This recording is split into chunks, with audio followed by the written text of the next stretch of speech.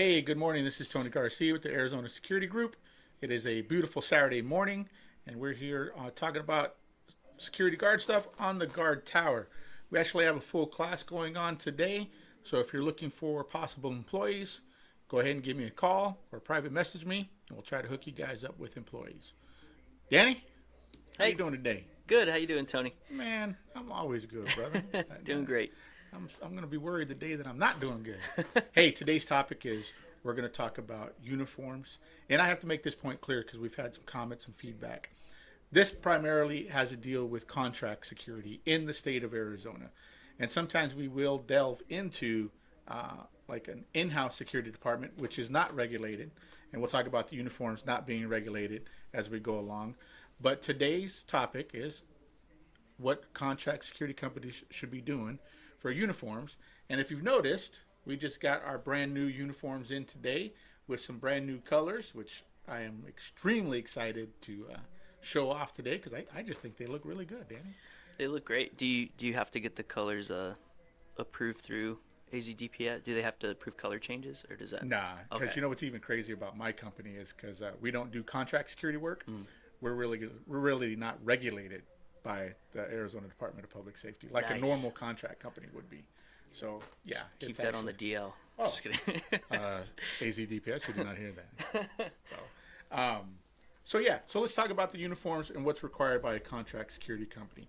In the state of Arizona, you cannot wear black on black. You cannot wear blue on blue. You cannot wear tan on tan, and that's only because you look like a law enforcement agency.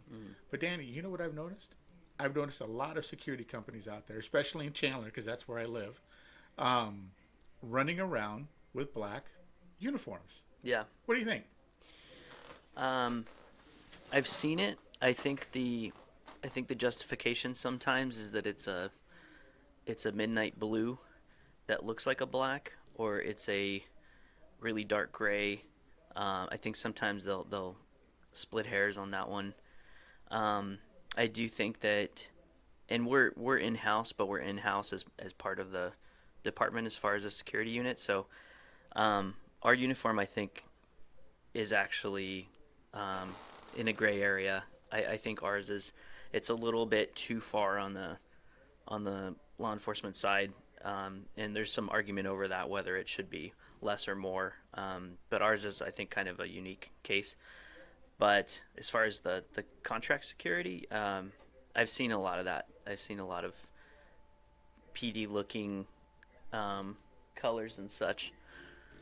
Well, when you say they're really cutting hairs here, Mm. I complained to the Department of Public Safety on a security company that I saw, and the final outcome was the owner of that security company was trying to say that I was wrong. It was not black on black, Mm. uh, but I got news for you. It was black on black. I can't believe that they would go around trying to make me like I'm making up stories. It's crazy. Is that image that you sent me? It was. It Okay. was. It's actually pretty scary, isn't it? Yeah, I'm looking at that right Yeah. now. And if we can, let's try to show it so Ooh, the okay. audience can see it. Right? I mean, it's black on black. Yeah. Yeah. The duty belt doesn't help the case either. No, no.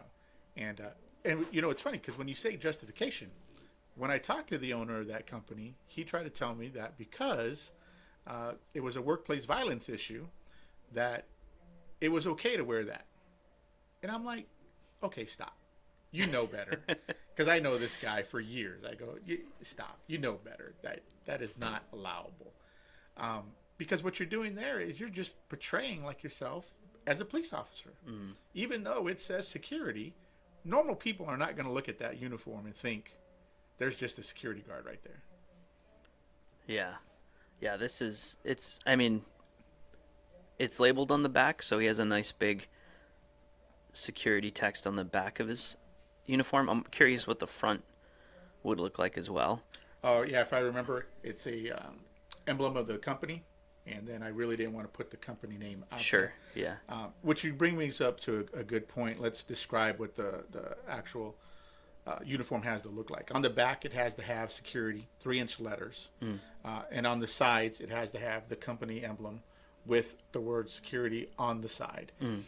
And then it's really funny too because like when we start talking about uniforms and the way DPS has been working here, uh, the uniform policy really is outdated. It really is outdated because they don't cover executive protection. If you want to do like a contract security company that does executive protection, you actually have to write a separate letter stating, hey, um, we're just going to do undercover work.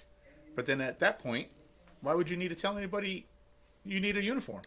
Like, okay, so I'll just write a letter saying we do nothing but undercover work. So if you're, I'm curious about that then. If you're doing nothing but undercover work, does that constitute not needing a uniform 100% of the time? Or do you have to justify that as well? Oh no, the way it works when you apply for your license with the DPS is that you're supposed to show them pictures of a uniform, but if you're just specializing in, say, executive protection, you can write yourself a letter telling them that you really don't have a uniform per se, and then that alleviates any issues when it comes to uniforms. Interesting. Okay. Yeah, well, like I said, and I've told this to the sergeant at the unit that, man, once I write that letter, I'm just doing undercover work because why would I abide by a uniform? Yeah. Like, why wouldn't you have this guy undercover at Whataburger versus decked out like this?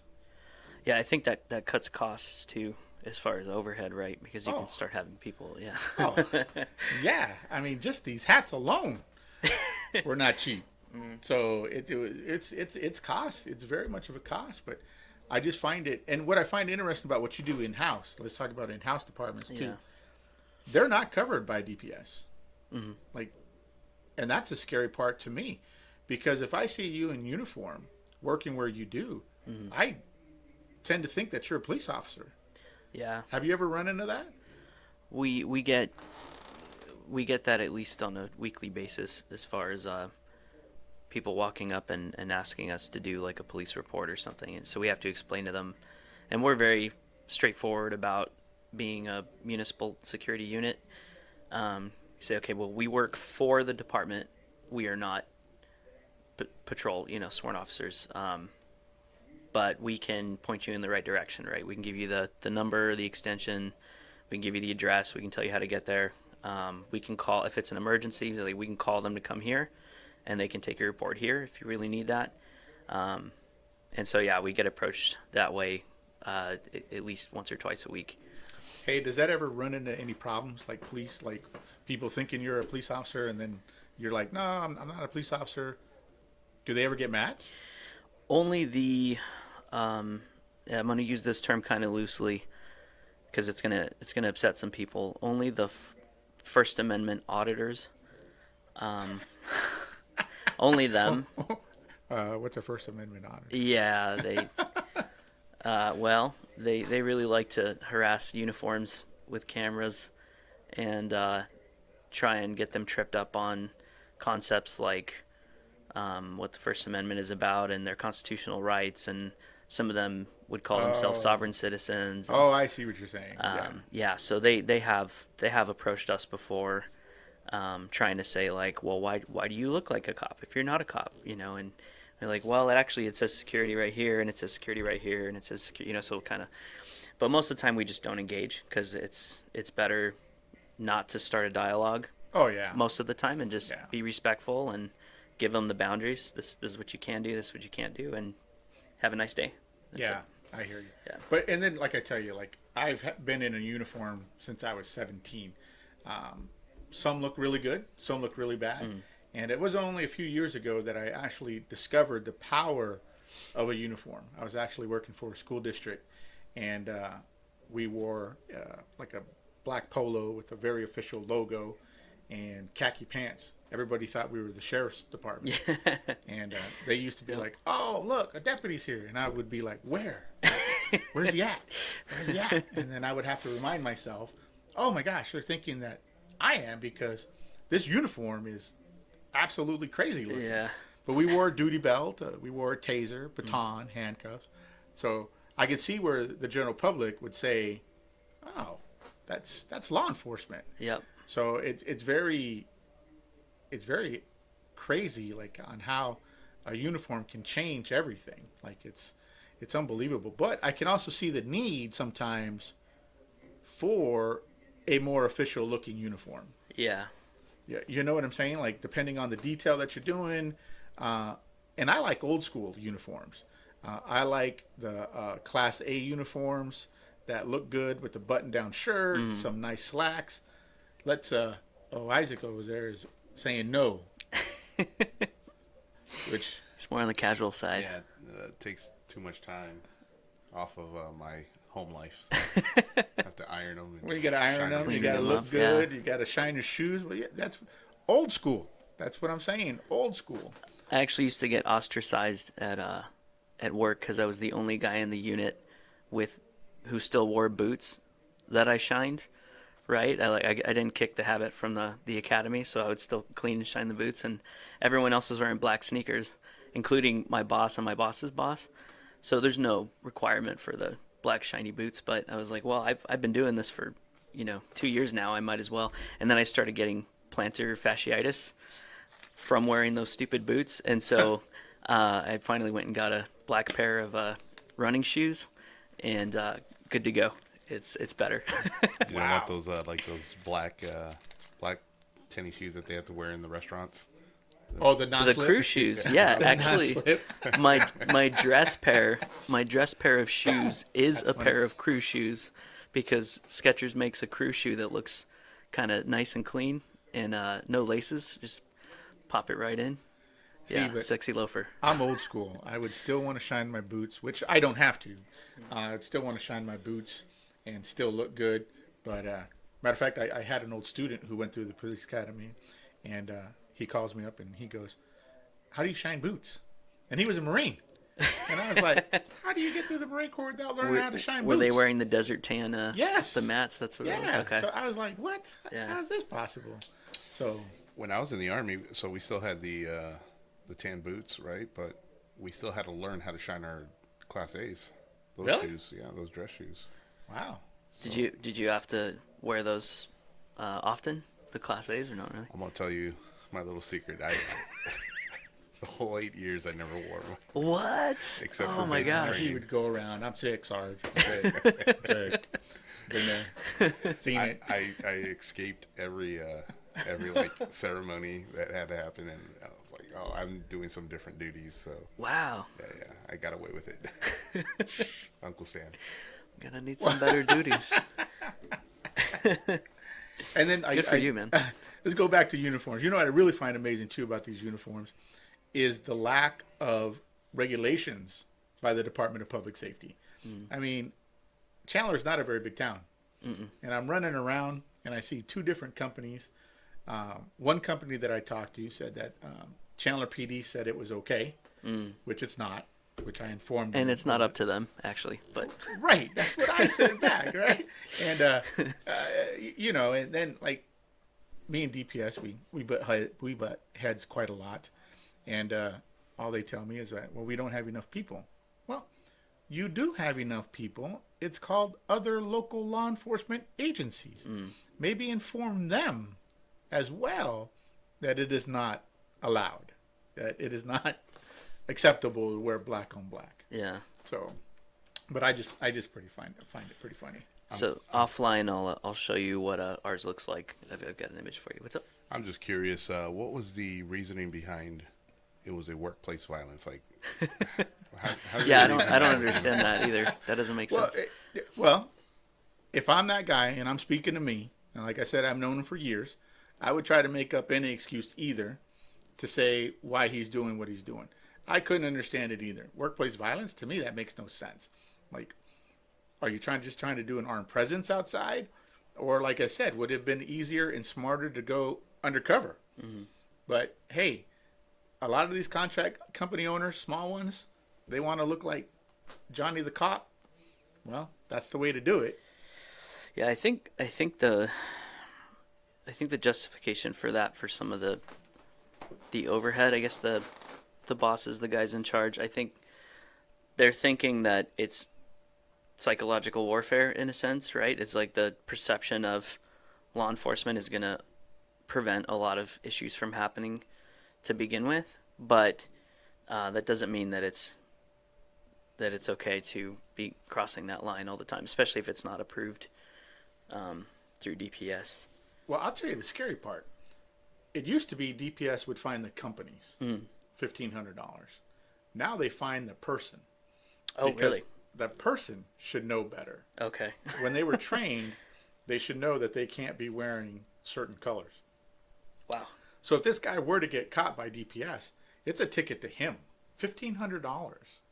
That's a lot of money for a security officer. That's Yeah. a lot. That's a lot of money for anybody, really, at the end of the day. But I find that part the saddest part of all, that the company is just throwing this guy under the bus. Mm-hmm. And the worst part is when I talk to this guy, I go, "Who approved this?" He goes, "Oh, my company owner." Oh, wow. Okay. You just threw this person under the bus. Yeah. It's like crazy. It was unbelievable. So you're putting your guys in a bad position by telling them it's okay, because they could end up getting fined individually. Oh yeah. Okay. Oh yeah. And your license revoked for wearing an illegal uniform. And that was actually at a Whataburger. And the second guy I caught, and I'm not too sure if I sent you the photograph, was at Zales down in Chandler. I had a pretty lengthy conversation with him, and it's funny. I sounded like one of those First Amendment guys when I'm filming them. You're all, what are you doing? Yeah. And then he goes, "Can you stop? Can you stop filming me?" I'm like, "Well, I can, but I'm not, because A, it's a public area, and Right. You're just in the frame, so I don't know what to tell you." But he was the one who was telling me Chandler allowed him to do that. That it was okay. And the worst part is if I had a client, if I had contract security officers out, and I had a client like Zales, I would probably dress my guys like that, because you're now just looking like Zales has police officers out front, like Yeah. knowing I'm not going to get caught.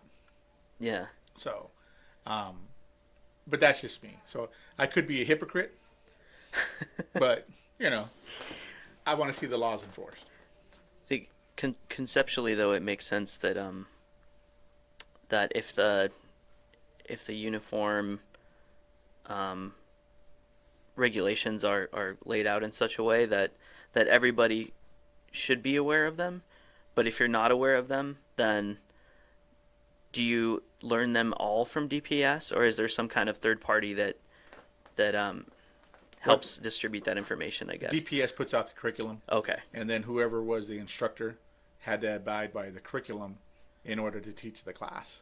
So maybe they just skipped that part, or maybe they didn't put in the word "should not" or "cannot." Not in my class. That's right. Amen. That's right. Send them over here, people. That's a shout out for us. There you go. And then what I find out funny is that I see a lot of officers wearing handcuffs, batons, and mace as part of their uniform. Now that part cracks me up, because my questions to them usually are, "Have you been trained in baton?" Absolutely. Yeah. And you know what they say? "No, my company said Oh. I could just wear it." Yeah, that's a Like, thing. Wow. Really? Yeah. Yeah, that's a big deal. We get on the just internally, there's always like the different units will always give each other crap for different reasons, right? But we give the park rangers guys a hard time because they carry all that stuff, and we're not exactly sure if most of them have been trained on it, and so it doesn't matter which city they're in. It's a certain park rangers in certain cities will be more like an unarmed guard, and then park rangers in other cities will look like a deputy or something. They'll have the plate carrier on, and they'll have all the handcuffs and everything, but they're not law enforcement. They're a civilian role just like we are, as far as being, but they're essentially exterior park security. Yeah, but and they carry that stuff. I find that so weird. Why does a park ranger need to be battled out? Yeah. Is there a lot going on at parks that I don't know about, that they have to look like They're law enforcement. I think some of the parks do have a lot of transient drug use, and depending on what part of the city they're in, so some of ours get some bad stuff going on. Well, see, to me, that makes it worse depending on the uniform that you Mm. are wearing. If some of those homeless guys don't like cops and they see a park ranger roll up, well, there's a cop. Yeah. We're going to attack that cop. They're not seeing that he's a park ranger. That part I find really interesting because it's funny. I when we started thinking about this uniform segment, I was at Chandler Gilbert. Chandler Gilbert Community College. Yeah.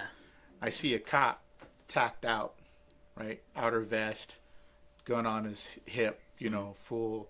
Looks good. I mean, he's a tacked out guy. Yeah. He looks good. But then at the end of the day, when I was thinking about this, why? Mm. Like, you're at Chandler Gilbert. Like, how much crime is occurring on Chandler Gilbert that you feel like you need to look like tacked out RoboCop? You know what I'm saying? Like, Yeah. But that's why I'm saying I like the old school look because it's more presentable in certain situations. Let's face it, Chandler Gilbert's a low crime community college. Do you think the cleaner, closer to Class A type look, do you think that puts people at ease I do. as far as temperament I and do. stuff, I think? Okay. I do because once you, yeah, that's a really good question. I really do because if somebody were to approach me, and maybe it's me because I'm a military guy, in a military fashion, we got 3 plates on, carrying an AR. It's like, wow, dude, why? What is going on here that you think you need an AR and 3 plates? First off, it's Arizona. It's 120 degrees. What are you doing with plates? It's outside, and you're a security officer. So yeah, to me, I like the Class A look, and I think to the normal general public, it probably sets people at ease. I would say it might be deterrent. Sorry, they're deterring people from committing crimes. I mean, if I see somebody decked out versus somebody not, I'm less likely to commit any kind of crimes. And I mean, to the regular civilian population, like let's say my wife goes in there and she's looking, she'd probably be more. I'm more pleased with the nice looking Class A style uniforms, but to me that doesn't scream protection. But that's me. Yeah, no, I'm I just get playing it. devil's advocate. Yeah, I get it. I think a nice armed Class A uniform officer is the best and most approachable security officer that you could get versus one who is, decked out, ready to go to war, 2 swords in the back, what are you doing, dude? Like, what is wrong with you? Like, because it's so funny. We get a lot of guys in here who claim that they carry ARs to work, and it's like, really? Why? Like, where do you work? Yeah. Oh, I work at a strip club, and the parking lot's crazy. Well, what parking lot is that crazy that you have to carry an AR? I I have heard the evictions too, eviction contracts. I could possibly see that, but I still wouldn't use an AR. Personally, I would use some type of shotgun. It's not going to go as far. Yeah, I think that the whole know what's at your target, beyond your target, behind your target. I think that becomes a huge issue with like something like a 5.56 round or a 2.23, because you're gonna get through some walls, and there's gonna be a lot of people on the other side. So I think shotguns in general, I think, make more sense. Although then you start arguing, okay, well, you're probably going to hit more than just your target, depending on what the distance is because of the spread.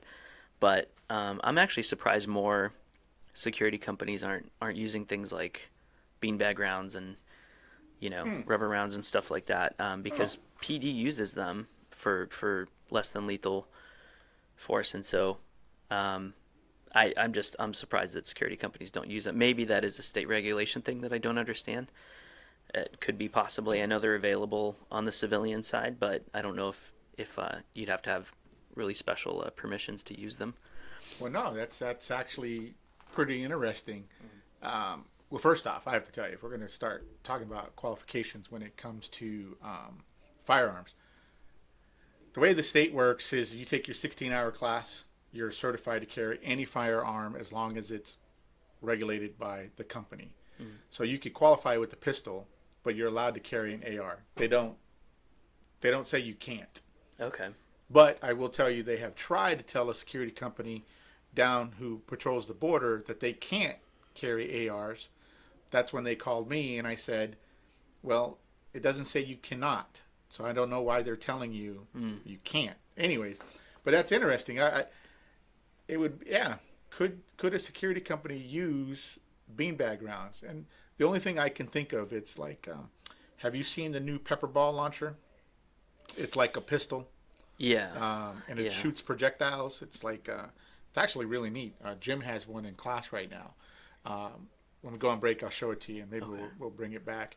But what I've learned with insurance companies is, with security companies, they might as well be armed, because the insurance company is going to treat that like a firearm, even though it's not. Yeah. So, if you're going to have to pay insurance for being armed, well, then you might as well be armed. You might as well be armed versus a beanbag round. Yeah. But that's actually a great point, because I mean, in today's world, it's 2024. There's so many different non-lethal products out there versus a firearm now for a security company. You could also, the nice thing with shotguns is you can run like a party mix, is the way they jokingly refer to it, right? So you could run the first 3 beanbag rounds, and then the next 2 are lethal rounds. And so if you were continuing to fire, you would end up with lethal rounds, but obviously that would just be treated like a lethal weapon. It wouldn't be treated like a beanbag. Yeah. No, that's pretty interesting. But yeah, when it comes to uniforms, I'm always just surprised, like handcuffs, never trained, batons, never trained, OC pepper spray, never trained. So that means if they get into a true incident and they end up using something like that, they can get sued 10 ways from Sunday because they weren't trained or didn't have certification or didn't. So correct. And all in the idea of that this uniform is supposed to be a deterrent. That's why they give out that kind of stuff, because back to Isaac's point that it's supposed to be a deterrent. People are going to think, well, these guys can actually do something. I'm not going to go around committing a crime. So, yeah. What about vehicles that classified in the uniform Oh yeah, uniforms are classified in. But what I've also been seeing is like a lot of cars are also graying the line. It's another one that has to be approved by the Department of Public Safety. Can't look like a police officer car, but like you said, a lot of them are skirting the lines because they're gray, or they have a different symbol. And to be honest, I will be honest, it's kind of why I changed the color on my emblem. A lot of people were misconstruing that my Arizona logo with DPS. So I was like, okay, well, we're going to change the flag color. That way I don't get mistaken everywhere I go. But I still get questions all the time. Oh, DPS, what's Arizona Security Group? And I say, the #1 security training company in the state of Arizona. All right. Well, hey, Danny, thanks for your time talking about uniforms. It was, for me, it was a great conversation. Hopefully we have some people give us some proper feedback, and then keep checking us out. Absolutely. Thanks, Tony. Yep.